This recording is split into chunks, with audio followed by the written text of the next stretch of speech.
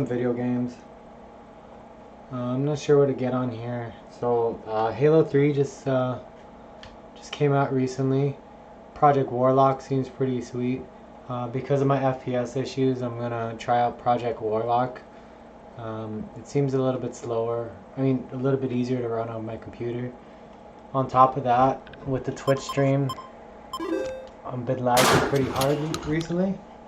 So unfortunately there was no sound yet again during my last video, and hopefully there's a little bit of sound now.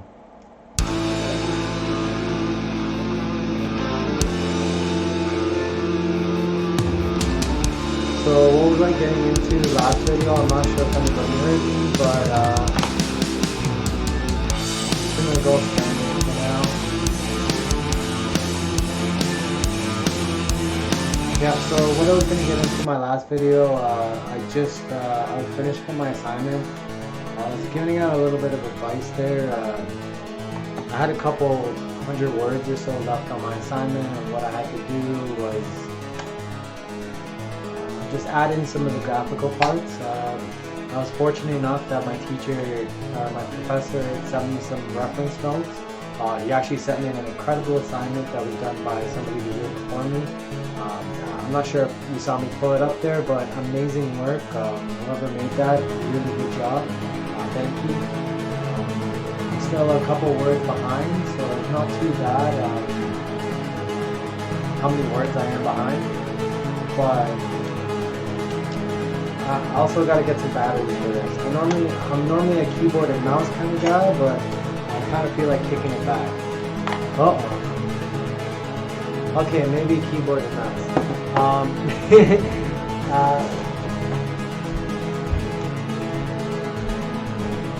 I'm gonna leave this out here because I'm trying to safely dispose of some batteries right now, and I gotta find out where I can do that. So yeah, I'll put that up there.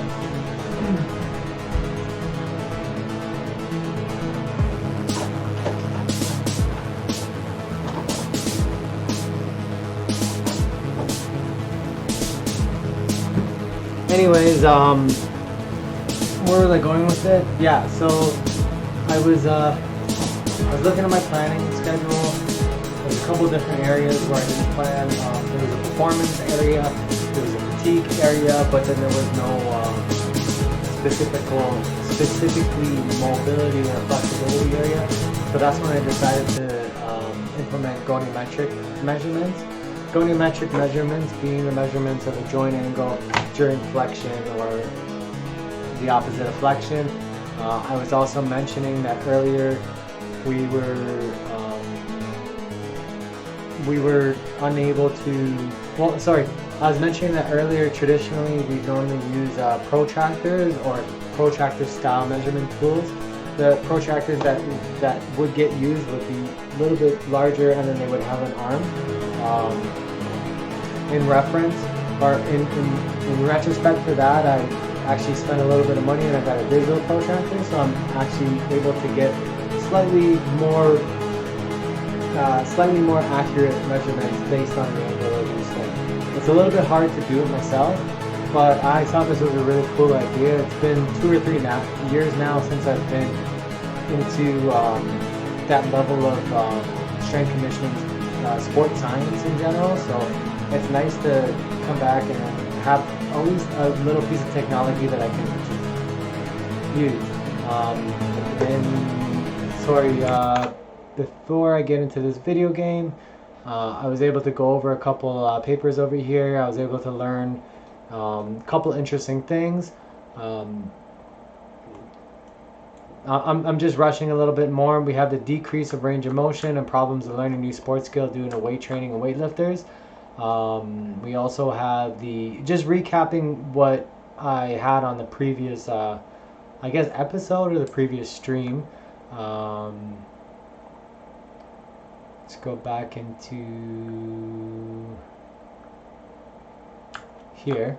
Right, so I just wanted to go back into this really quickly and just go over this and make sure that if there's any other students out there that you guys may get some valuable knowledge out of this.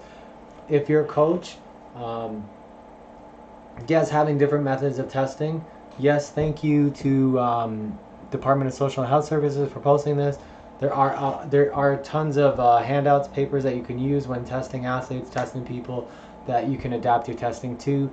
Adapting that to this really helps quite a bit, um, especially when performing group training, personal training on a small population. Um, in addition to that, when you're putting together an assignment, it may seem like a massive, massive undertaking at first, but you know, it took. I've been at this since I think 8 o'clock today, and now it's 10:42 or 9 o'clock. So I've been at this for almost 2 hours, and I've only written like what 50 to 200 words. Yeah, it may seem that it may not seem like much, but now I'm on the right page. Now I've gotten a couple words in on doing what I wanted to do. I'm just going to go back here, show you guys this really quickly. This is literally all that I've gotten to write in the last 2 hours. Kinematics. So even this here, we're talking about kinematics, joint mobility and flexibility. I had to elaborate on that, and luckily I realized there was a third, or I remembered to put in the third area, of which I forgot in my assignment, just over here in goniometric measurements. This isn't that much, but this is 59 words in the right direction. Right? And what direction am I going to get back into? The direction of the stuff that I already have opened up. I left opened up from last time. So the next time I open up something like this, I have the exact paper that I need to determine the reliability and validity of this setting. Of this measurement style, instrumentation, parallel forms, intra-test or inter-tester reliability, validity, etc. So at least I'm able to go back and then hit the ground running. And this time, many times we know as we get into graduate studies, even bachelor's, basic bachelor's, even some of our diploma studies, any type of stuff like that, it's always good to, most of our work, or a good deal of our work, is just finding the right research to base our own research off of, right? So it may seem like a massive undertaking, but writing like maybe 50 words or 100 words, and then at least you have the right stuff pulled up, and you have the right base to build off of when it's pulled up. So sorry, again, I'm opening this up.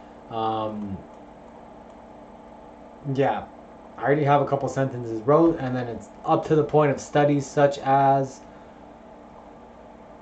close that up, and then I got UDAS et al., the date, the time, tested this many people, and then here's our reliability measurements and stuff relative to that. So maybe when I wake up tomorrow, or maybe at some point during the day when my concentration is nice and high, I get back to this and just boom, done. Also, I was getting into, it's nice to go across these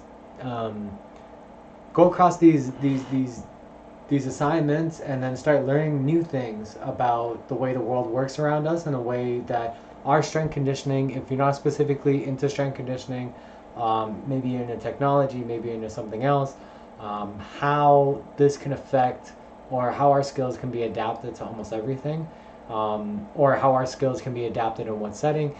Something that I never learned about, or I never knew existed, was this CP. I'm not sure about how that worked, or what it was, until I actually read this paper. And the only reason I read this paper is because I was looking up goniometrics. You'd be surprised about how many like amazing trains of thought that go missed, because nobody really reads scientific papers. Like, not many people in the general public read scientific papers. Not many people in the public. You can see different issues, you can see different things, and you can look at it and not understand the mechanics and stuff behind of it, and how it may differ for different populations at different times. Something that I learned just now, and unfortunately the sound was off, was I was looking at this, and this paper came up, and I'm like, okay, well, why would we test this goniometric measurements for your CP? And I had no idea what CP was. To me, it was just a condition of I think it was just some type of psychological conditioning or something. This actually led me down a stream of thought. You'll probably see a video. You'll probably see the video that I posted just before the video of this, of me just randomly clicking on a bunch of videos. I'm sorry about that if any of those videos were a little bit gory or anything, but I'm trying to keep this as PG as possible, just in case somebody accidentally clicks on my video or sees it. In retrospect to what I was talking about recently, looking at the CP, thinking about, okay, goniometric measurements, but why are we looking goniometric measurements of the hip? Because they mention it over here, hip abduction, range of motion. Later on, behind the scenes, behind the scenes, the 5 minutes that it took me to post this video on the last video was that I didn't understand how the hip and why the hip was important to CP and how that worked.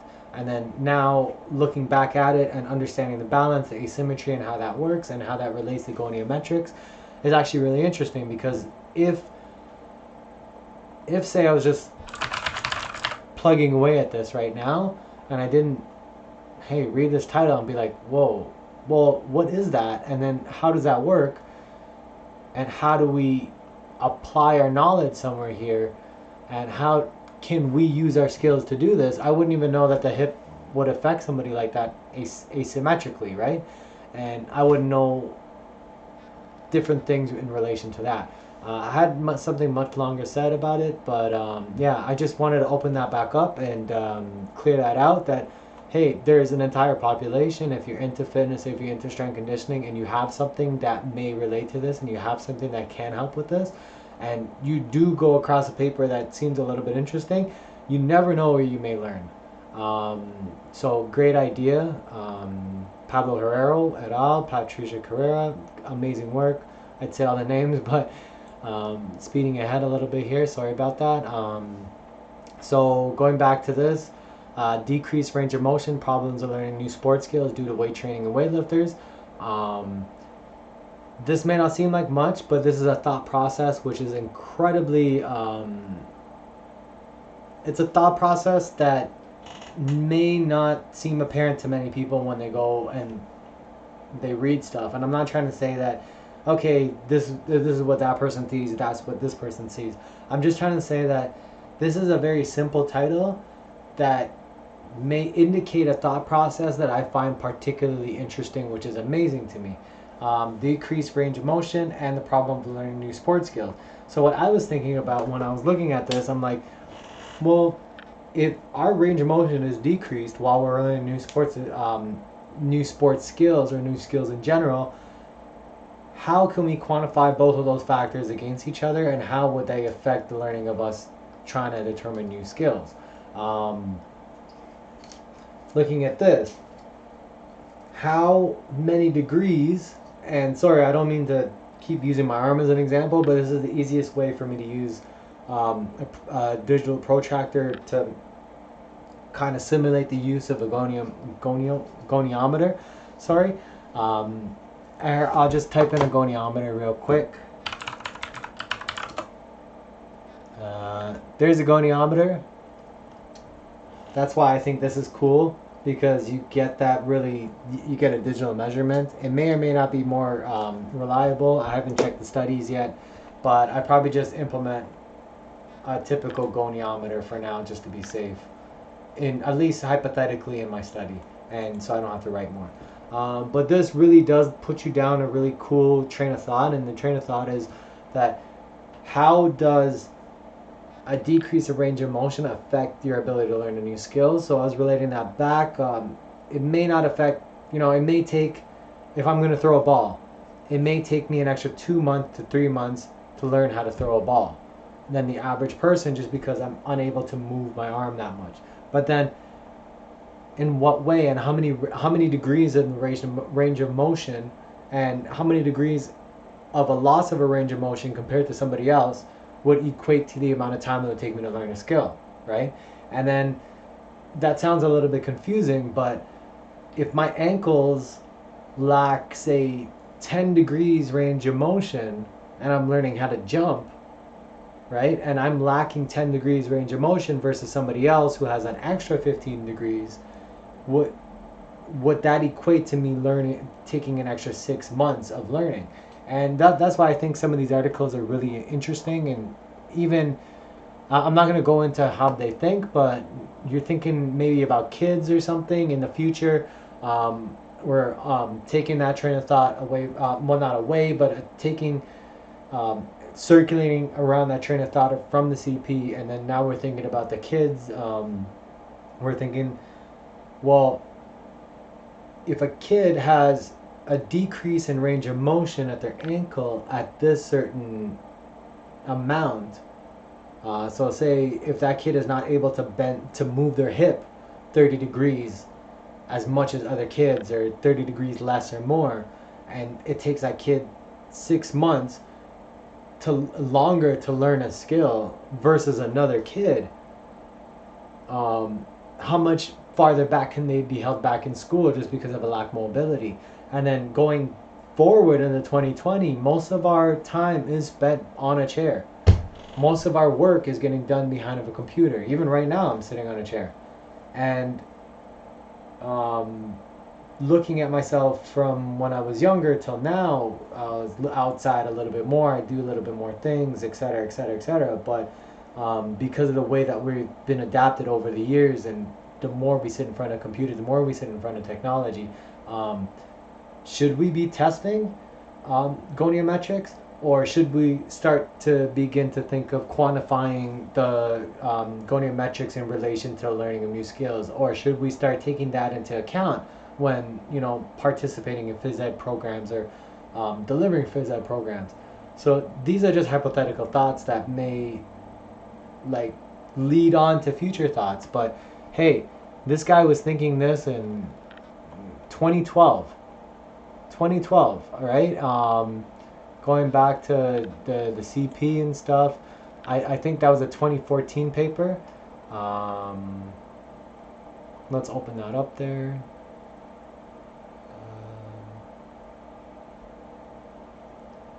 Sorry, it's been a really long day.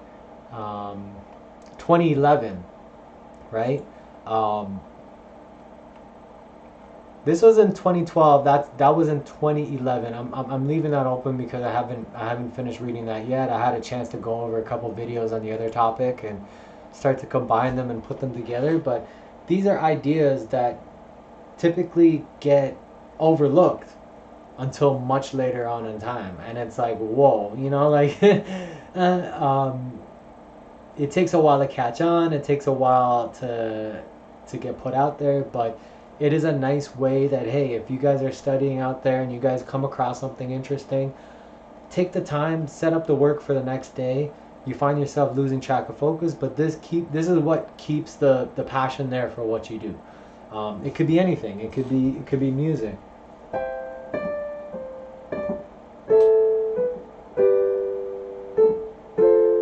And just learning something new every day about it, like, how does this work? How does this affect this? How does this happen over here? Pretty much everything that you read, you can always find these amazing topics, and then continue your passive knowledge, or your passive interest, and your passive focus. And this is probably an amazing way just to continue doing stuff. I don't know. But now, finally, time for some video games. This is a new video game that just came out. I saw this in the store recently. Some awesome games out here. I was gonna try out Sekiro today, but buddy, I think I'm gonna wait a little bit before I get into that, because that is quite a difficult game, but very enjoyable. I might actually hop on that in a little bit. Preparing my controller for that. I got some new batteries. I kind of should have got a rechargeable pack. I put this up earlier. I'm just starting to find out, or trying to figure out how to properly dispose of batteries, because battery acid and stuff, and also, right? So, gonna find out how that goes down. Maybe I'll make a video about it. That'd be kind of cool. But yeah, Project Warlock. I got the good stuff. Just taking a peek down here. See what I got. I got a nice simple setup. Don't ask me why I got that up here. You know what? Let's take a quick peek around the room. Here is my... so that's my setup over there. That's the dual screen. Here's my other setup. And here's my desk.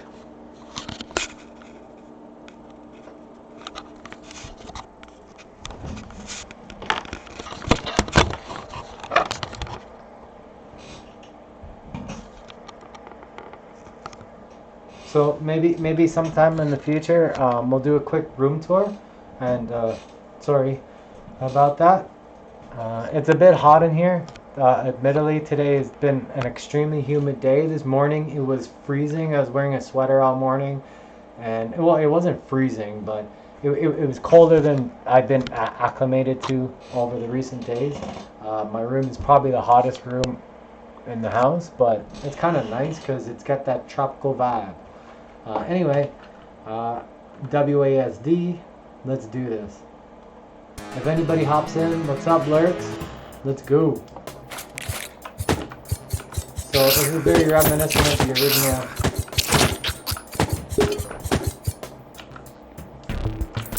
Doom 1, Doom 2, nice fast. Is it laggy?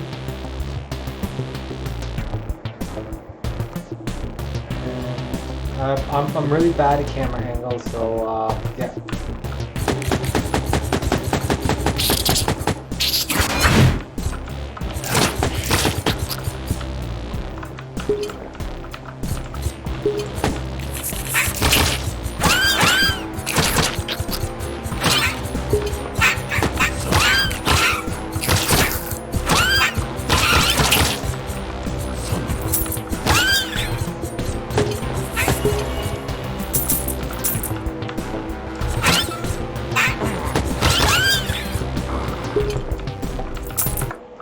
See if I can get some, turn up the music a little. It's fine.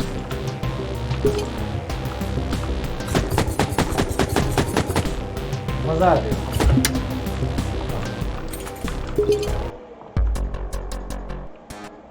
Sweet! So yeah, I'm enjoying this already. Nice short levels. Really quick stuff. Wow, and this is really good on my budget PC. A little update on the other day. I managed to get Windows 64-bit Windows on this. I was browsing around Steam with the 32-bit and wondering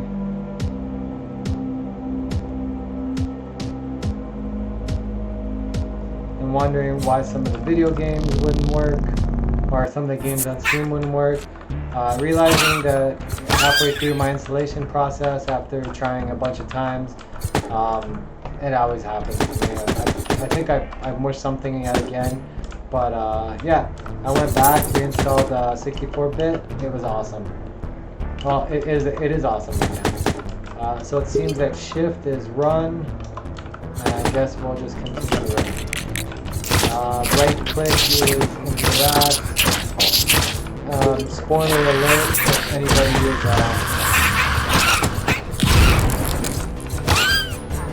if anybody has not played this video game yet,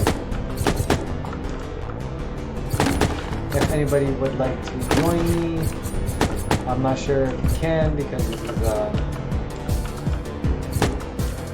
single player, but I am down.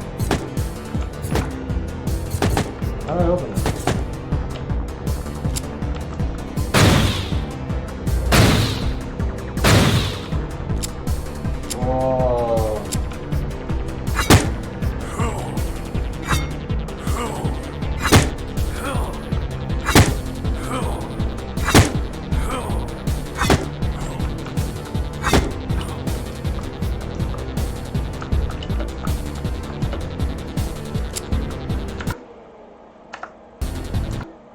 think I messed up there.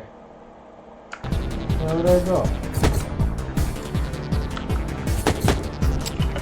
Oh, I just saw space. Yeah, so spaces interact.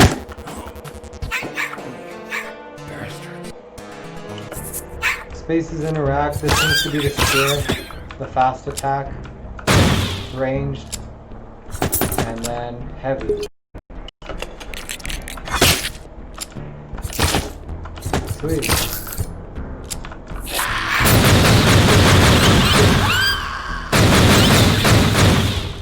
So this is kind of like, I guess this is kind of like Hexen, right? Although, I've never played Hexen. But Hexen needs to be massive. Especially, I think there was Hexen 64. I wouldn't mind.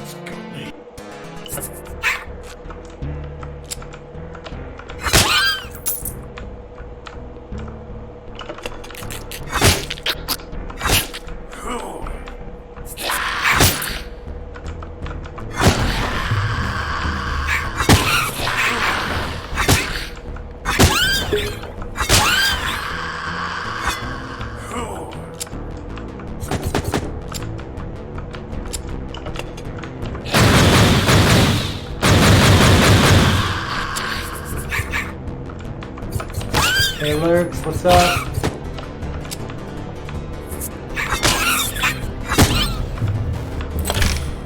keep forgetting to check the bottom right over there.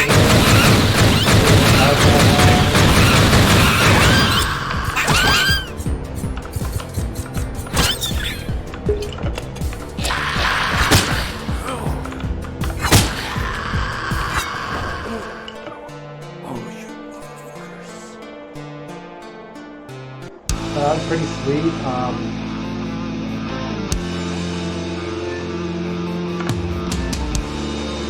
Now let's keep going. So I'm just doing standard. If that was standard, ooh-wee, this is gonna be interesting.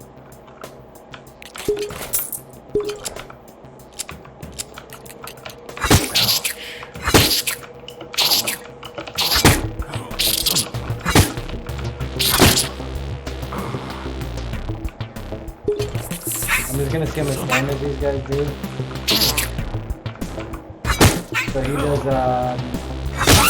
4 damage.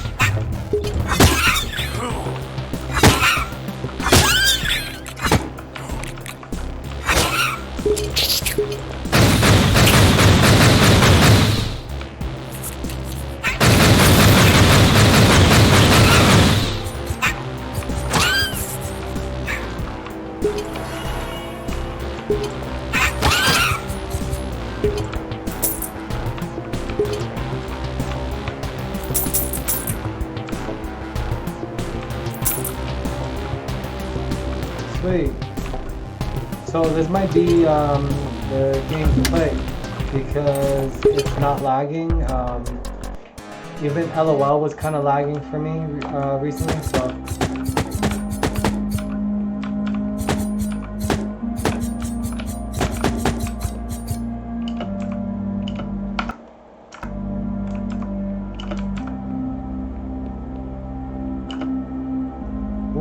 And then you could level up stuff.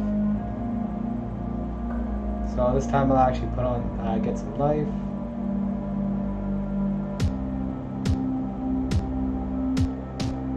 They got shotguns and stuff.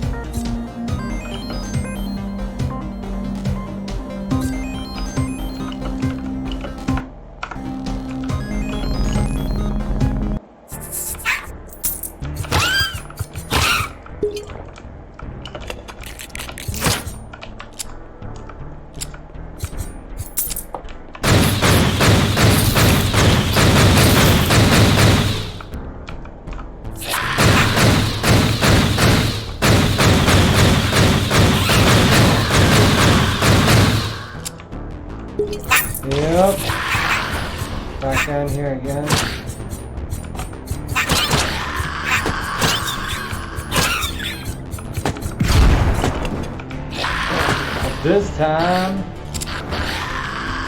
particle effects.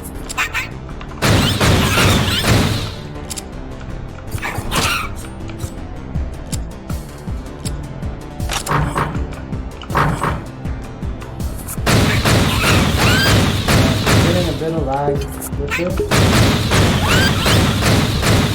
I'm not sure what it is. I still haven't set up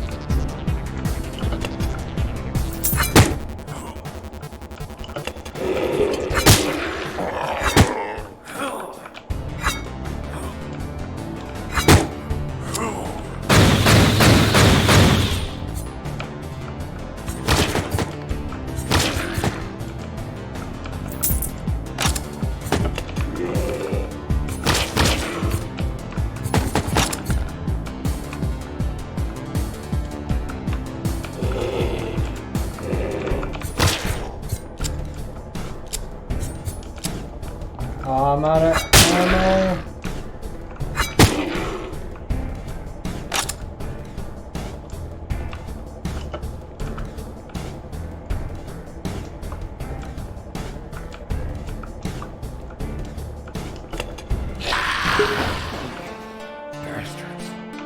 Okay, so what I'm going to do right now is I'm going to take a small break. I'm going to set up my stream yet again. This is friggin' awesome. If anybody has a time, Project Warlock, check the store page. It works amazing on my computer. How much is it? 15 bucks right now. So give that a shot. 15 bucks Canadian. Little history about my computer. It was on the last couple videos. You probably saw it, but let's see if it'll pop up here. I'm running an i7 2600K CPU, 3.4 gigahertz. It's normally overclocked, but at I think 3.8, but it's a 3.4 right now. I'm just trying to keep it running at a minimum. My RAM is embarrassingly small. It's only 8 gigabytes. Maybe I'll try and fit in like 32, I guess, but it might still get bottlenecked by the system. I got what is it here? Where's my Radeon settings? Or so maybe I think my Radeon settings is not what? Don't tell me that was running on my CPU the entire time. Okay, well if that was running on my CPU, then I have some drivers to install and I will be back. Thanks for tuning in. I should be back in half an hour or so.